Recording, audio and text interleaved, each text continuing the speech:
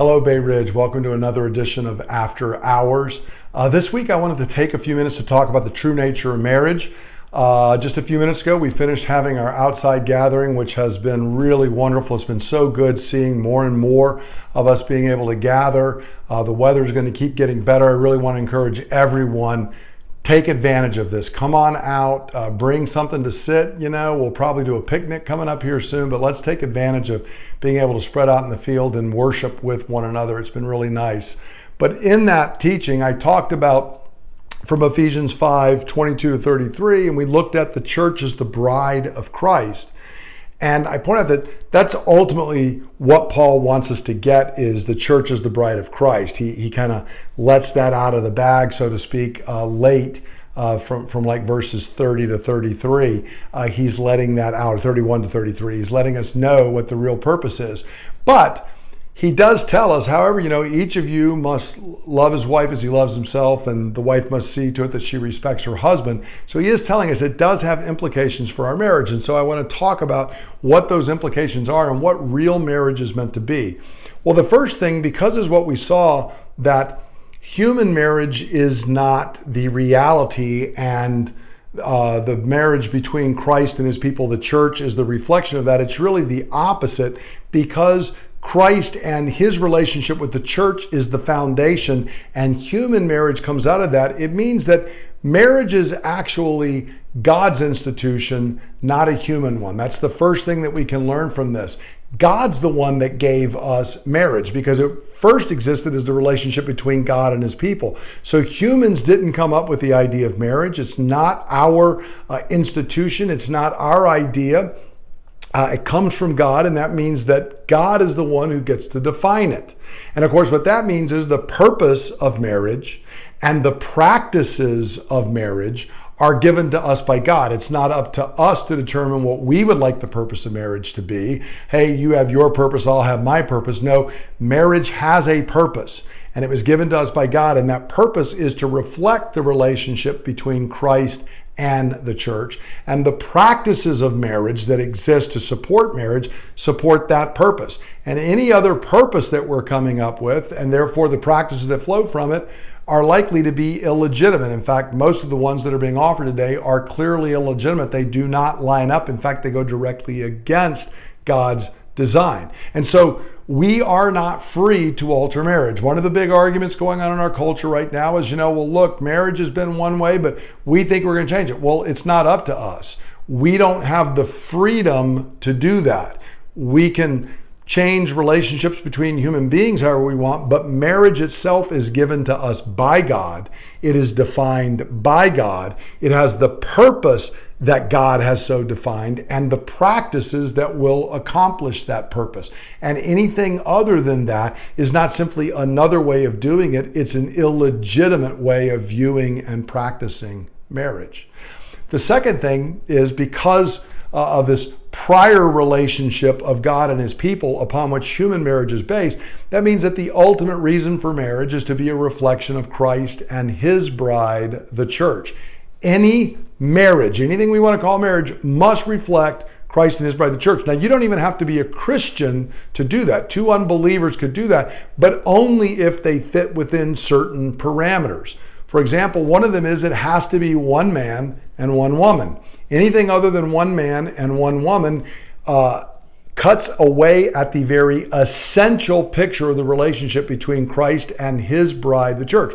Now, this isn't because I say, well, that's the way I think it is. It's because it's actually seen that way in Scripture. In Genesis 2, where we see the very first human marriage, the institution of marriage as it's given by God, God says, for this reason, a man will leave his father and mother and be united to his wife, and the two will become one flesh. There is a man, there is a woman, and there's only two people who are becoming one. Everything else, whether it is polygamy or polyandry or polyamory, whether it is a man and a man, a woman and a woman, a man and two women, whatever else you want to try and do, it does not fit the design that God gave. And so even when we see in the Old Testament that there are people who practice this, their practice was not what God intended. And in fact, Jesus brings this up in Matthew 19. There's the false statement that Jesus never speaks about this. That's absolutely not true.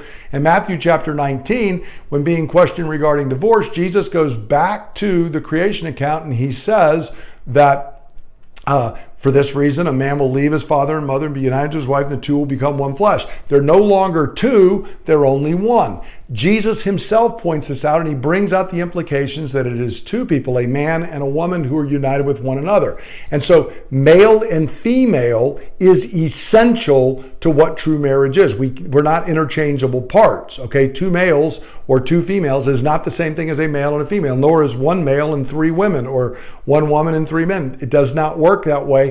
The essential nature, because it is Christ and his bride, the church, and God is not a polygamist, nor does God find another God. It is a relationship. The picture of it is a man and a woman. So it's essential to reflecting the nature of Christ and the church.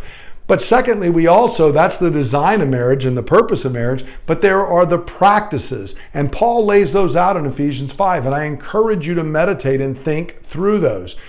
Paul summarizes it in verse 33 by saying the husband must love his wife as much as he loves himself, and the woman must see to it that she respects her husband. This issue of love and respect that is called for in the passage. Paul uses the word submit earlier, and it's a word that people don't like. We haven't understood it. Submission is not a blind obedience. In fact, it's not even the word obedience. It means to willingly come alongside, to come beside one, to even say, I'm willing to encourage and follow your leadership, and I'm going to support you in your leadership here. And to support it that way, just as the church is supposed to do with Christ. And Paul replaces that with the word respect there at the end. Very, very important. Very often I see when a wife does not respect her husband, it eats away at his soul. There's something that he needs to know his wife respects him. Now, wives need to be respected by their husbands, don't get me wrong. But it is so core and central to who a man is that when he's not receiving that, it eats away and it destroys the marriage bond. On the flip side, and even more foundational actually, is that husbands are to love their wives. In verse 33 is as a man loves himself. But the earlier example is as Christ loves the church. And make no mistake, Paul specifically lays out that Jesus loved the church by dying for her. And I wish I could reduce this down to, well, hon, if the bullet ever comes, I'm going to jump in front of it and take it for you. But this is not speaking of some one big act as my final act in marriage. It is rather a day-by-day practice. Just as Jesus put the needs of the church before his own needs, so husbands are to put the needs of our wife above our own needs. Just as Jesus was willing to suffer and to sacrifice so that his bride, the church, could be cared for, so husbands must be willing to suffer and to sacrifice to make sure that their wives' needs are met. Just as Jesus in honor preferred his wife over himself, so husbands are to do this. That's why I joked on Sunday that, this is our death warrant, guys. But it is the reality. And very often I see where a husband is not loving his wife as Christ loves the church. And we think, you hear guys who want to go to Ephesians 5 and she's supposed to submit. You're a fool if you want to do that, because the prior reality is us dying. And it is a call, and it is the right call for us. Husbands, we need to be about finding out what is to our wife's good, finding out what our wife longs for and desires, finding out the thing that will allow her to blossom, and sacrificing whatever it takes from us to make sure that that is there to love and to care for her. Wives need to know they are cherished. Above all else, that they are loved, that a husband considers there's nothing more precious, no greater treasure to him in the world than his wife. And so we're to reflect on these. And I want to encourage you to reflect on it, because joy is found in this design. It's found, Harm comes when we try to use things wrongly. And if we try and make marriage about us rather than Christ and the church, or we try and build it on our own design, we're not going to follow the roles that God's given. I'm a husband, but I'm not into that, loving and dying. My wife needs to take care of her needs and I'll take care of my own. Then we're going to miss the joy that God has for us. And I want to remind you too, it's an awesome responsibility. We cannot see Christ and the church with our visible eyes. So God has given human marriage to be a picture of that. And as believers, we are in essence telling the watching world, watch and observe. I'm telling the watching world, watch how I love and care for Linda. Watch how I lay down my desires and needs, lay down my life for my wife, and you can know how Christ loves the church. That's a high call. And wives, and how we respond to our husbands, it speaks how the church is supposed to respond to Christ. It's a high call and a high responsibility, but it's also a high privilege. And it could, in this hour where there's so much confusion, so many problems that are besetting marriages, if we would embrace God's call, follow his design, it could be a great picture of the gospel, and it could be a great adornment and support for our proclamation of the gospel. I hope you have a great week, and I look forward to let's gather together each Sunday as we can outside, enjoy the time while we got good weather, and come together and worship God together. I look forward to seeing you later this week. God bless.